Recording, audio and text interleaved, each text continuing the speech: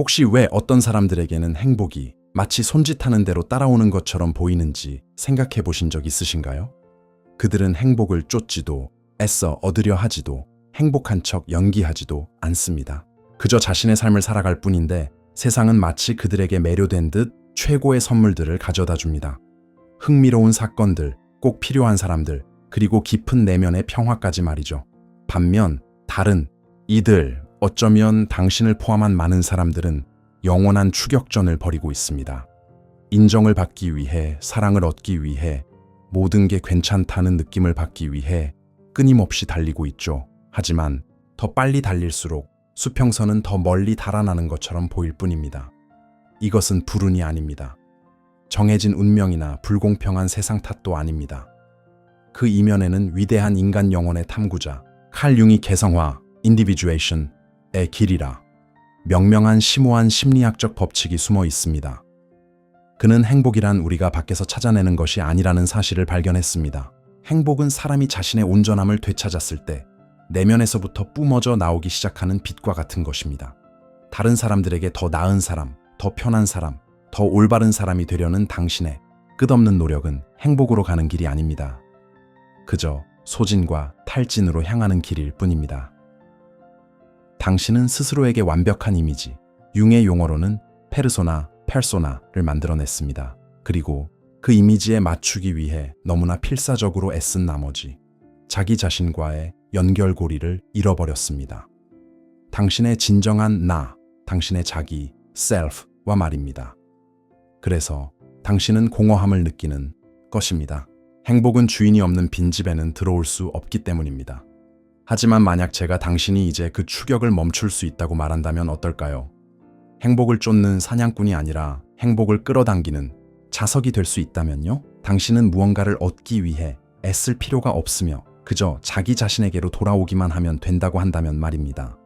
오늘 우리는 7가지의 단순하지만 믿을 수 없을 만큼 심오한 습관에 대해 이야기하려 합니다. 이것은 피상적인 조언이 아닙니다. 윤기 우리에게 남겨준 우리 자신의 영혼으로 들어가는 문을 여는 열쇠들입니다. 이 열쇠들을 손에 쥐게 되면 당신은 더 이상 행복을 구걸하는 사람이 아니라 행복의 원천이 될 것입니다. 빛과 감탄, 그리고 모두가 그토록 필사적으로 찾아 헤매는 그 고요하고 단단한 행복의 원천 말입니다. 특히 마지막 2가지 습관에 주목해 주십시오. 그것들은 이 변화의 정수, 퀸테센스이자 이전의 삶으로는 다시 돌아갈 수 없는 전환점입니다. 행복을 쫓는 것을 멈추고 행복이 스스로 당신을 찾아오게 할 준비가 되셨나요? 그럼 시작하겠습니다. 첫 번째 습관, 당신의 그림자와 친구 되기 첫 번째이자 어쩌면 가장 어려운 습관은 자기 자신을 좋은 나와 나쁜 나로 나누는 것을 멈추는 것입니다. 이는 당신의 그림자, shadow를 정면으로 마주하는 것을 의미합니다. 윤근 그림자를 우리가 부정하고 비난하고 자신과 세상으로부터 숨기는 우리 자신의 모든 부분이라고 불렀습니다. 당신의 분노, 질투, 게으름, 이기적인 욕망들, 당신이 부끄럽게 여기는 모든 것들 말입니다. 우리는 행복해지기 위해서 내면의 모든 나쁜 것들을 뿌리 뽑아야 한다고 배워왔습니다. 하지만 융은 천재적이고 역설적인 발견을 했습니다. 우리가 저항하는 것은 사라지지 않고 오히려 우리 곁에 머문다는 것입니다. 우리가 부정하는 것은 무대 뒤에서 우리를 조종하기 시작합니다. 억눌린 분노는 수동 공격성으로 터져 나오고 숨겨진 질투심은 타인의 성공을 깎아내리게 만듭니다. 이기적인 사람으로 보일까봐 두려워하는 마음은 아니오라고 말하지 못하는 희생자로 당신을 전락시킵니다. 행복의 자석이 된다는 것은 온전함을 되찾는 것입니다. 그리고 온전함은 당신의 절반을 잘라낸 상태에서는 불가능합니다. 그림자와 친구 되기라는 습관은 자신의 단점을 마음껏 방치하라는 의미가 아닙니다. 그것들을 인정하라는 뜻입니다. 스스로에게 이렇게 말해주세요. 그래, 나는 화를 낼 수 있어. 질투할 수도 있지. 가끔은 모든 것이 나만을 위한 것이었으면 좋겠다는 생각도 해. 이것 또한 나의 일부야. 이것이 나를 나쁜 사람으로 만드는 게 아니라 살아있는 인간으로 만드는 거야. 자신과의 싸움을 멈출 때 기적이 일어납니다. 첫째, 이전에는 억압하는 데 쓰였던 막대한 양의 에너지가 해방됩니다. 둘째, 당신은 더 정직하고 진솔한 사람이 됩니다. 그리고 이 진정성, 이 꾸밈 없는 모습은 믿을 수 없을 만큼 매력적입니다. 사람들은 본능적으로 자기 자신이기를 두려워하지 않는 사람에게 끌립니다. 왜냐하면 그런 사람 곁에서는 가면을 벗고 편안하게 쉴 수 있기 때문입니다. 당신의 그림자는 악덕의 창고가 아니라 아직 사용되지 않은 힘의 저장고입니다. 당신의 분노 속에는 자신의 경계를 지킬 에너지가 숨어 있습니다. 당신의 질투 속에는 당신이 진정으로 원하지만 아직 실현하지 못한 욕망에 대한 단서가 있습니다. 당신의 그림자를 받아들인다고 해서 당신이 더 나쁜 사람이 되는 것이 아닙니다. 오히려 더 강하고 더 깊고 더 진짜가 되는 것입니다. 그리고 행복은 오직 진짜 세상, 진짜 사람에게만 찾아옵니다. 행복은 가짜를 두려워하니까요. 아주 간단한 것부터 시작해보세요. 부정적인 감정이 느껴질 때 그것을 쫓아내지 마세요. 잠시 멈추세요. 그리고 그 감정에 이름을 붙여주세요. 지금 나는 화가 나. 그리고 그것 때문에 자신을 비난하지 마세요. 그저 관찰하세요. 이것이 바로 통합을 향한 첫걸음입니다. 당신 내면의 자석을 만드는 토대가 될 바로 그 온전함을 향한 첫걸음입니다. 자신과의 전쟁을 멈출 때 당신은 세상을 위한 공간을 해방시킵니다. 그리고 이것은 우리를 주변 사람들에 대한 당신의 시각을 바꿀 두 번째 습관으로 이끌어줍니다. 두 번째 습관, 인정의 중심을 내면으로 옮기기. 하루에 몇 번이나 무의식적으로 외부로부터 당신의 가치를 확인받으려 하시나요? 사진에 달린 좋아요, 동료의 칭찬, 파트너의 인정, 어린 끄덕임, 당신의 의견에 대한 동의. 우리는 너의 가치는 다른 사람이 너를 어떻게 평가하느냐에 따라 결정된다 고 가르치는 문화 속에서 살고 있습니다. 윤근 외부 지향적인 이러한 메커니즘을 페르소나의 지배라고 불렀습니다. 페르소나는 우리가 세상에 받아들여지기 위해 쓰는 사회적 가면입니다. 가면을 쓰는 것 자체는 나쁜 일이 아닙니다. 문제는 가면이 얼굴에 달라붙어 가면 뒤에 진짜 내가 누구인지 잊어버릴 때 시작됩니다. 페르소나의 지배 아래 사는 사람은 결코 진정으로 행복할 수 없습니다. 그의 상태는 불안정하고 변덕스러운 외부 세계에 달려있기 때문입니다. 오늘은 칭찬을 받아 기분이 하늘을 날다가도 내일은 비판 한마디에 산산조각이 납니다. 이것은 삶이 아니라 다른 사람들이 만들어 놓은 롤러코스터일 뿐입니다. 당신을 자석으로 만드는 습관은 의식적으로 통제의 중심, 무게 중심을 안으로 옮기는 것입니다.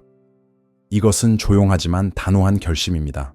나에 대한 다른 사람들의 의견보다 나 자신의 의견이 더 중요하다. 이것은 오만이 아닙니다.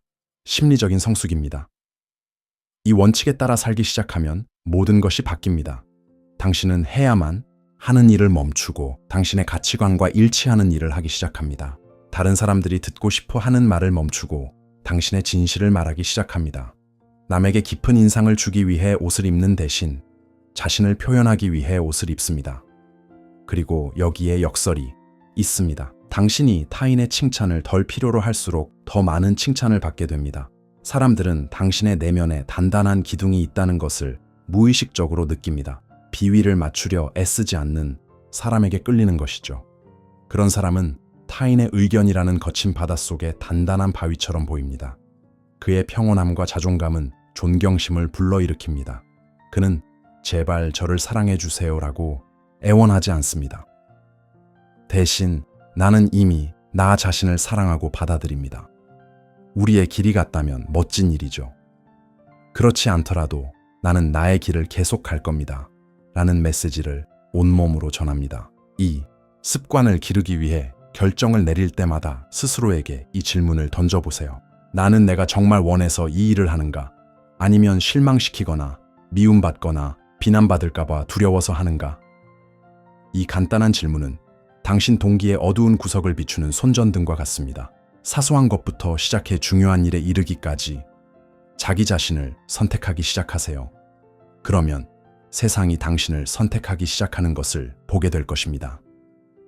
이 내면의 지지대는 외부 평가로부터 당신을 자유롭게 합니다. 그리고 다음 습관은 시간으로부터 당신을 독립시키는 법을 가르쳐 줄 것입니다. 세 번째 습관, 의식적인 현존, presence. 연습하기. 우리는 머릿속에서 살아갑니다. 우리의 의식은 끊임없이 과거를 곱씹습니다. 상처, 실수, 후회 같은 것들을요. 혹은 미래를 걱정합니다. 계획을 세우고 실패를 두려워하고 무언가를 기다리죠.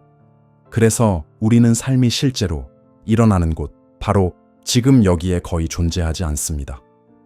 윤근. 우리가 무의식을 의식화하지 않는 한 그것이 우리의 삶을 지배할 것이고 우리는 그것을 운명이라 부를 것이다. 라고 말했습니다. 자동 조종 장치로 사는 삶, 그것이 바로 무의식적인 프로그램의 지배입니다. 우리는 행동하는 것이 아니라 반응합니다. 우리는 다른 선택을 하기 위해 그 순간에 존재하지 않기 때문에 똑같은 시나리오를 반복합니다. 행복은 매우 고요한 감정입니다. 과거와 미래에 대한 내면의 소음 속에서는 그 소리를 들을 수 없습니다. 행복은 오직 현재의 순간에만 존재합니다. 당신의 피부에 와 닿는 햇살 속에서, 아침 커피의 향기 속에서, 사랑하는 사람의 따뜻한 손길 속에서, 그저 숨을 쉴 때의 고요함 속에서 말입니다. 의식적인 현존을 연습하는 습관은 집으로, 당신의 몸으로, 현재의 순간으로 돌아오는 것입니다. 삶이 지나간 후에 분석하는 것이 아니라 삶이 일어나는 동안 그것을 알아차리려는 의도적인 노력입니다. 지금 여기에 존재하는 사람은 아주 특별한 에너지를 발산합니다. 그는 평온하고 주에 깊습니다. 당신이 그와 대화할 때 그가 다른 생각에 빠져 있지 않고 진정으로 당신의 말을 듣고 있다는 것을 느낍니다. 그 사람 곁에서는 시간이 느려지는 것 같습니다. 분주함이 사라집니다. 그의 존재 자체가 선물입니다. 그리고 사람들은 사막의 오아시스처럼 그 선물에 이끌립니다. 감탄을 자아내는 사람은 말을 가장 많이 하거나 일을 가장 많이 하는 사람이 아니라 그저 존재하는 법을 아는 사람입니다. 그들의 차분하고 땅에 발붙인 에너지는 치유의 효과가 있습니다. 그 에너지는 이렇게 말하는 듯합니다. 괜찮아. 세상은 무너지지 않아. 그냥 여기에 있어. 어떻게 연습할까요? 음식을 먹을 때는 오직 먹는 행위에만 집중하세요. 맛과 식감, 향을 느껴보세요. 스마트폰을 보지 마세요. 길을 걸을 때는 주위를 둘러보세요. 하늘의 색, 나무잎의 모양, 지나가는 사람들의 얼굴을 알아차리세요. 하루에 적어도 한 번, 1분만 멈춰서 당신의 호흡을 느껴보세요. 들이마시고 내쉬고. 이것은 신비주의가 아닙니다. 주의력을 훈련하는 것입니다. 당신은 뇌에게 환상에서 현실로 돌아오는 법을 가르치는 것입니다. 그리고 바로 이 현실 속에서 행복이 당신을 기다리고 있습니다. 행복은 내일 오지 않습니다. 이미 여기에 있습니다. 단지 당신이 알아차리지 못했을 뿐입니다. 의식적인 현존은 좋은 것을 알아차릴 뿐만 아니라 당신의 가장 소중한 자원을 관리하는 데도 도움을 줍니다. 다음 습관이 바로 그것에 대한 이야기입니다. 네 번째 습관, 자신의 에너지를 소중히 다루기. 당신의 생명 에너지가 은행 계좌라고 상상해 보세요. 매일 아침 당신에게는 일정한 금액이 입금됩니다. 그리고 그 돈을 어디에 쓸지는 오직 당신만이 결정할 수 있습니다. 우리 중 다수는 무의식적인 에너지 파산자입니다. 우리는 자신의 에너지를 여기저기 함부로 나눠줍니다. 공허한 대화에, 우리가 바꿀 수 없는 일에 대한 걱정에, 받기만 하고 아무것도 돌려주지 않는 사람들에게, 구원받고 싶어 하지 않는 사람을 구하려는 노력에 말입니다. 하루가 끝날 때쯤이면 우리는 레몬처럼 완전히 짜부라져서 왜 행복할 힘조차 없는지 의아해합니다. 윤근 정신을 하나의 에너지 시스템으로 보았습니다. 이 시스템에서 유입보다 유출이 많아지면 시스템은 고갈됩니다. 이는 무기력, 우울, 만성 피로로 나타납니다. 당신을 자석으로 만드는 습관은 당신 에너지의 의식적인 투자자가 되는 것입니다. 이는 당신을 고갈시키는 모든 것에 아니오라고 말하고 당신을 채워주는 모든 것에 예라고 말하는 법을 배우는 것을 의미합니다. 이것은 자기 자신에 대한 가장 깊은 존중의 행위입니다. 당신은 자신의 내적 자원이 유한하고 귀중하다는 것을 인정하는 것입니다. 당신은 누구나 와서 꽂을 수 있는 공공 콘센트가 되기를 멈춥니다. 당신은 경계를 설정합니다. 자신의 에너지를 소중히 여기는 사람은 믿을 수 없을 만큼 매력적이 됩니다. 왜일까요? 그는 다른 사람에게서 에너지를 얻어올 필요가 없기 때문입니다. 그 자신이 원천입니다.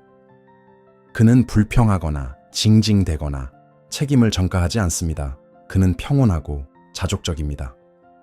그와의 대화는 지치게 하는 것이 아니라 오히려 활력을 줍니다. 사람들은 본능적으로 그런 사람 곁에 있고 싶어 합니다. 그의 에너지가 맑고 강하기 때문입니다. 감탄을 불러일으키는 사람은 항상 시간이 되는 사람이 아니라 자신의 관계를 신중하게 선택하는 사람입니다. 그의 예는 의식적인 선택이기에 진정으로 가치가 있습니다. 에너지 회계 감사를 시작해 보세요. 하루를 마치며 스스로에게 물어보세요. 오늘 무엇이 나에게 에너지를 주었는가? 무엇이 내 에너지를 빼앗아 갔는가?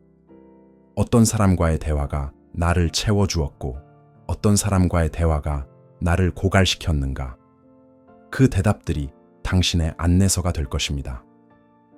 지출 목록에 있는 연락과 일들을 의식적으로 줄이세요. 그리고 수입 목록에 있는 것들을 늘리세요. 혼자만의 산책, 독서, 창작 활동, 당신을 이해해주는 친구와의 대화 등이 될 수 있겠죠. 당신은 모든 사람에게 편한 사람이 될 의무가 없습니다. 하지만 당신은 자신의 내면의 불꽃을 돌볼 의무가 있습니다. 왜냐하면 당신이 진정으로 필요로 하는 사람들은 바로 그 불빛을 보고 날아들 것이기 때문입니다. 자신의 에너지를 소중히 여기기 시작하면 생각했던 것보다 훨씬 더 많은 에너지를 가지고 있다는 것을 발견하게 될 것입니다. 그리고 이것은 우리의 5번째 습관인 풍요의 감각을 낳습니다. 5번째 습관, 내면의 풍요를 가꾸기. 대부분의 사람들은 결핍의 상태에서 살아갑니다. 돈이 부족하고, 사랑이 부족하고, 관심이 부족하고, 시간이 부족하다고 느낍니다. 이러한 사고방식, 즉 결핍 심리는 에너지를 빨아들이고 기회를 밀어내는 소용돌이를 만듭니다. 우주는 거울처럼 우리의 내면 상태를 반영합니다. 만약 당신이 스스로를 가난하다고 느낀다면 당신은 계속해서 당신의 가난함을 증명하는 현실과 마주하게 될 것입니다. 융은 우리의 외부 현실이 상당 부분 우리 내면의 투영이라는 것을 이해했습니다. 열등감에 시달리는 사람은 어디에서나 자신의 무가치함에 대한 증거를 찾아낼 것입니다. 아무도 자신을 사랑하지 않는다고 확신하는 사람은 무의식적으로 자신에게 온기를 보이는 사람들을 밀어낼 것입니다. 게임의 규칙을 바꾸는 습관은 의식적으로 내면의 풍요감을 기르는 것입니다. 이것은 당신에게 없는 것에서 당신이 이미 가진 것으로 초점을 전환하는 것입니다. 이것은 자기 기만이 아닙니다. 주의의 초점을 바꾸는 것입니다. 현재 직장이 마음에 들지 않을 수 있지만 머리 뉘일 지붕이 있다는 것에 감사할 수 있습니다. 파트너와 다툰 것 때문에 속상할 수 있지만 당신의 이야기를 들어준 친구에게 감사할 수 있습니다. 풍요의 상태에서 사는 사람은 전혀 다른 주파수를 발산합니다. 그는 인색하지 않고 관대합니다. 불안해하지 않고 신뢰합니다. 구걸하지 않고 감사합니다. 그리고 이것은 믿을 수 없을 만큼 자석과 같은 힘을 가집니다. 사람들은 그에게 끌립니다. 왜냐하면 그는 그들에게서 무언가를 빼앗으려 하지 않기 때문입니다. 오히려 그는 나누어 줄 준비가 되어 있습니다. 미소, 따뜻한 말 한마디, 자신의 좋은 기분까지도요. 그는 모든 사람에게 돌아갈 만큼 충분한 축복이 있다고 믿기 때문에 경쟁하지 않습니다. 그는 자신의 행복이 이미 자신을 향해 오고 있다는 것을 알기 때문에 질투하지 않습니다. 그의 가벼움과 너그러움은 감탄을 자아냅니다. 마치 삶 자체가 그를 사랑해서 계속 선물을 던져주는 것처럼 보입니다. 하지만 사실은 그가 먼저 삶의 감사의 선물을 주기 시작했을 뿐입니다. 이 연습은 간단하지만 꾸준함이 필요합니다. 매일 아침 침대에서 일어나기 전 혹은 매일 밤 잠들기 전에 당신이 감사하게 여기는 3원 5가지를 찾아보세요. 형식적으로가 아니라 진심으로요. 가슴속에서 따뜻함이 퍼지는 것을 느껴보세요. 이 편안한 침대에 감사합니다. 내 건강한 몸에 감사합니다. 창밖의 고요함에 감사합니다. 이 간단한 습관은 당신의 뇌를 문제 찾기 모드에서 축복 찾기 모드로 재설정합니다. 당신은 좋은 것들을 알아차리기 시작할 것입니다. 그리고 우리가 집중하는 것은 성장합니다. 당신의 풍요감은 날마다 자라나 당신의 삶에 더 많은 감사의 이유들을 끌어당길 것입니다. 이 습관은 기초를 다집니다. 그리고 다음 습관은 그 위에 당신이라는 인격의 신전을 짓습니다. 6번째 습관, 고독 속에서 기쁨 찾기. 우리 문화에서 고독은 저주처럼 여겨집니다. 불필요함, 버려짐의 동의어로 말이죠. 우리는 고독을 두려워하고 그것을 피하기 위해 무엇이든 할 준비가 되어 있습니다. 유독한 관계, 무의미한 교류, 끊임없는 정보의 소음까지도 감수하면서요. 하지만 윤근 인생에서 가장 중요한 만남, 즉 자기 자신, 자신의 자기 셀프와의 만남이 바로 고독 속에서 일어난다고 가르쳤습니다. 자기는 우리 내면의 중심이자 우리의 진정한 나입니다. 하지만 그 목소리는 매우 작습니다. 타인의 의견과 기대라는 소음 속에서는 그 목소리를 들을 수 없습니다. 그 소리를 듣기 위해서는 고요함이 필요합니다.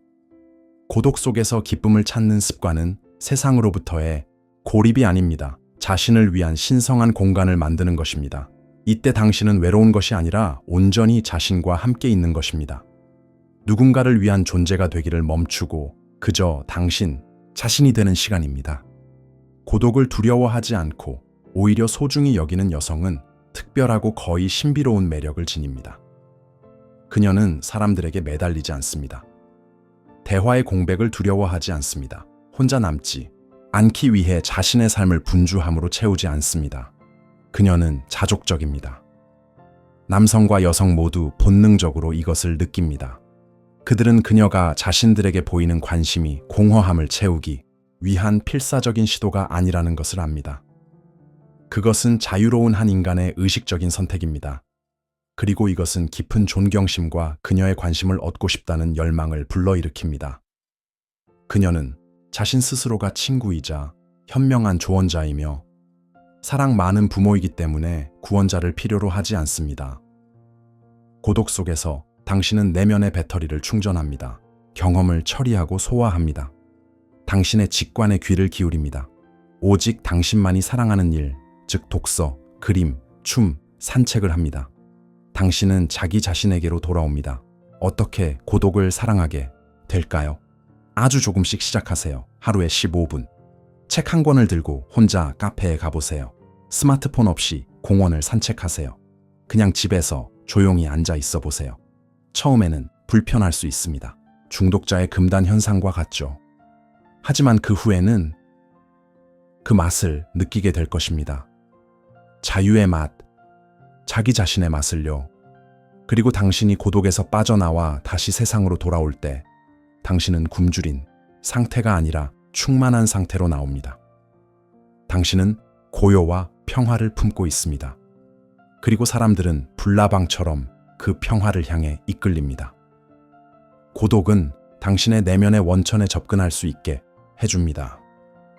그리고 마지막 습관은 당신이 그 흐름을 따라 항해하는 법을 가르쳐 줄 것입니다. 7번째 습관, 자신의 내면의 나침반을 따르기 만약 당신에게 당신만의 행복으로, 당신의 사람들, 당신의 장소, 당신의 결정으로 가는 길을 항상 정확하게 가리켜주는 내면의 내비게이션이 있다면 어떨까요? 그 내비게이션은 존재합니다. 융은 그것을 자기 셀프라고 불렀습니다. 이는 당신에게 무엇이 진실이고 무엇이 거짓인지를 아는 인격의 가장 깊은 중심입니다. 그것은 직관의 목소리, 신체의 감각, 갑작스러운 통찰, 꿈의 형태로 나타납니다. 대부분의 사람들은 이 나침반을 무시합니다. 그들은 부모의 조언, 사회의 요구, 유행하는 트렌드와 같은 다른 사람의 지도를 따라 살아갑니다. 그들은 자신의 길이 아닌 길을 가기 때문에 설령 외부적인 성공을 거두더라도 길을 잃고 불행하다고 느낍니다. 자신에게로 가는 모든 여정의 정점에 있는 습관은 어떤 외부의 권위보다 당신의 내면의 나침반을 더 신뢰하는 법을 배우는 것입니다. 이는 당신의 몸과 영혼이 보내는 신호에 대한 민감성을 키우는 것을 의미합니다. 선택의 기로에 섰을 때 모든 사람에게 조언을 구하는 것을 멈추세요. 침묵하세요. 그리고 자신에게 물어보세요. 나는 이것에 대해 어떻게 느끼는가? 이 생각을 할 때 내 몸은 수축하는가? 아니면 확장되는가? 이 아이디어는 나에게 에너지를 주는가? 아니면 빼앗아 가는가? 답은 항상 존재합니다. 대부분 그 답들은 비논리적입니다. 때로는 두렵기도 합니다. 당신의 나침반은 당신을 안정적이지만 사랑하지 않는 직장에서 떠나라고 할 수도 있습니다. 혹은 겉보기에는 좋아 보이지만 당신의 영혼을 올가매는 관계에서 벗어나라고 할 수도 있습니다. 그 길을 따르는 데는 용기가 필요합니다. 하지만 자신의 내면의 나침반과 조화를 이루며 사는 사람은 진정성의 화신이 됩니다. 그는 연기하지 않습니다. 그는 살아갑니다. 그의 모든 발걸음, 모든 말 한마디에는 진실의 에너지가 스으며 있습니다. 그리고 이것은 강력한 자기장을 만들어냅니다. 사람들은 그런 사람을 존경합니다. 왜냐하면 그는 다른 사람들이 감히 하지 못하는 일, 즉 자기 자신이 되는 용기를 내기 때문입니다. 그는 다른 사람들에게 다르게 살 수 있다는 살아있는 증거가 됩니다. 의무감이 아닌 기쁨으로, 규칙이 아닌 마음의 부름에 따라 살아갈 수 있다는 증거 말입니다. 당신의 나침반을 따른다는 것은 당신의 길이 유일무이하다는 것을 받아들이는 것입니다. 자신을 다른 사람과 비교하는 것을 멈추는 것입니다. 당신의 길은 더 좋거나 나쁘지 않습니다. 그저 당신의 길일 뿐입니다. 그리고 오직 그 길 위에서만 당신은 당신의 보물을 찾을 수 있습니다. 찾을 필요가 없는 행복, 왜냐하면 그 길 자체가 바로 행복이기 때문입니다. 이 7가지 습관은 각각 별개의 행동이 아닙니다. 그것들은 온전함이라는 하나의 상태로 나아가는 계단입니다. 집으로 돌아오는 여정입니다. 그림자와 친구가 되어 온전해지고 인정의 중심을 안으로 옮겨 자유로워지고 순간에 현존하여 살아있게 되고 에너지를 소중히 다루어 강해지고 풍요를 가꾸어 너그러워지고 고독을 소중히 여겨 자족하게 되고 마침내 내면의 나침반을 따라 자기 자신이 되는 것. 이것이 바로 윤기 말한 심리적 자기력, magnetism입니다. 당신은 행복을 찾는 것이 아니라 행복을 발산합니다. 감탄을 구걸하는 것이 아니라 당신의 존재 자체로 감탄을 불러일으킵니다. 사랑을 쫓는 것이 아니라 사랑의 화신이 됩니다. 윤기 말했듯이 나는 내게 일어난 일이 아니다. 나는 내가 되기로 선택한 것이다. 오늘 당신은 자석이 되기로 결심할 수 있습니다. 노력과 투쟁을 통해서가 아니라 이완과 허용을 통해서 당신 영혼 깊은 곳에 언제나 존재했던 그 놀랍고 다채롭고 아름다운 여성에게로 돌아감을 통해서 말입니다. 당신의 존재는 선물이 됩니다. 당신의 에너지는 초대가 됩니다. 그리고 당신의 침묵은 가장 큰 목소리로 외칩니다. 나는 존재한다. 그리고 그것으로 충분하다. 만약 지금 들으신 이야기가 당신의 마음에 울림을 주었다면 혼자 간직하지 마세요. 이 빛을 그것이 필요한 누군가와 나누어 주세요. 자신의 진정한 본질대로 살아가는 여성들이 더 많아지기를 바랍니다. 당신의 삶이 추격이 아닌 춤이 되기를. 당신 자신과 세상과 당신의 놀라운 운명과 함께 추는 춤이 되기를.